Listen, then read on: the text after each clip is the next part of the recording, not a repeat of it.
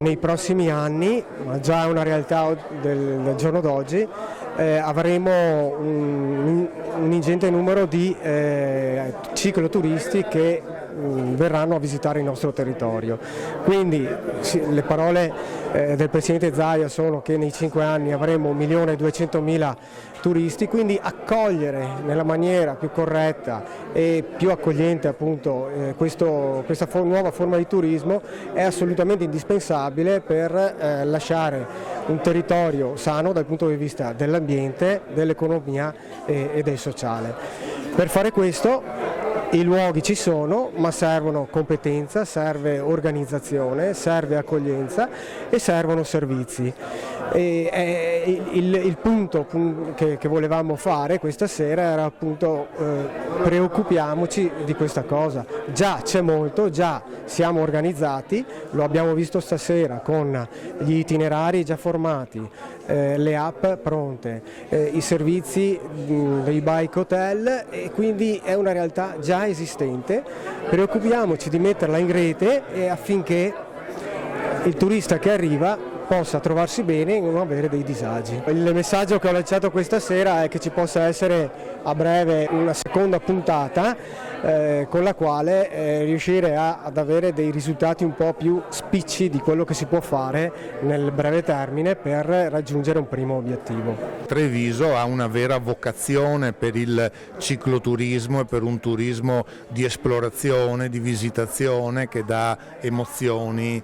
sia al turista che anche al residente, perché oggi l'uso della bici riguarda anche i cittadini, è vita di qualità, ha anche dei benefici pubblici perché riduce la spesa sanitaria e contrasta uno stile di vita che spesso è anche un po' troppo sedentario. Ecco, molti comuni sono all'opera proprio per individuare i percorsi ciclabili, le piste ciclabili, per qualificarle con interventi tipo le stazioni di ricarica elettrica e gli altri servizi che servono ai cicloturisti, quindi le cicloofficine, i bike bar o bike grill. Abbiamo a Treviso presso Open Dream la sede anche della rete d'impresa e un punto che è destinato a diventare l'hub di riferimento per tutto il cicloturismo del Veneto orientale, perché da lì partono e arrivano le più importanti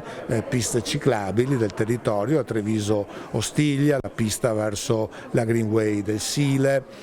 fra un po' entrerà in funzione anche la pista sul Piave di 135 km nel tratto trevigiano, nel Montello abbiamo la fonda che ho tradotta sulla ex strada militare che funziona molto bene e noi abbiamo la fortuna di avere questo grande cammino europeo che è la Monaco-Venezia, che passa per Vittorio Veneto, Conegliano, Susegana, che è destinato a diventare uno dei cammini proprio di livello europeo, quindi a portare numeri importantissimi in termini di cicloturisti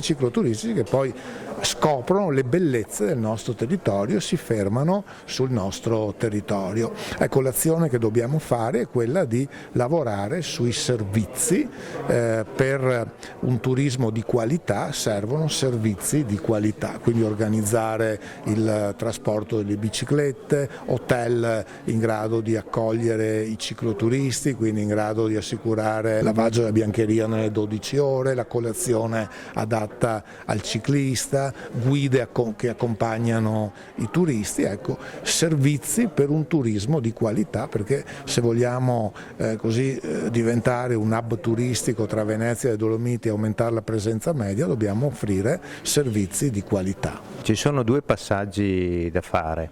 Il primo è da cliente a ospite. Chi viene nel nostro territorio, chi viene nelle nostre strutture è il nostro ospite, non il nostro cliente. E poi il secondo passaggio, grazie anche alla comunicazione di oggi, ma soprattutto alla voglia di condividere le esperienze, noi dobbiamo fare questo altro passaggio, pensare che questo nostro cliente è in realtà il nostro venditore. È colui che per primo e gratuitamente ci promuove, ci presenta, parla di noi, parla bene di noi se siamo bravi e lo racconta a tutto il mondo. spostando le proprie esperienze e condividendole. Se noi facciamo questo passaggio culturale, abbiamo di fronte non più un cliente, ma ripeto, il nostro primo ambasciatore. Sul tema del cicloturismo ci stiamo preparando. Manca ancora qualcosa in termini di infrastrutture, manca qualcosa soprattutto in termini di servizi accessori, i noleggi, i punti di riparazione anche lungo percorso, i trasporti, ciò che serve per garantire la sicurezza della vacanza attiva di colui che viene in bicicletta alla scoperta del nostro territorio, e poi ciò che serve sono i servizi alternativi, i servizi che creano una maggiore permanenza nei nostri territori, che sono le piscine, i centri benessere, i wine experience, quindi gli ambiti nei quali degustare e scoprire le eccellenze del nostro territorio, che sono gli elementi che noi da turisti vogliamo trovare quando andiamo a fare la vacanza, e ovviamente i nostri ospiti cercano da noi quando vengono a fare vacanza da noi. Su questo c'è bisogno di investimenti comuni, di contributi, di bandi e di una volontà che va tutta nella stessa direzione, quindi migliorare l'offerta turistica.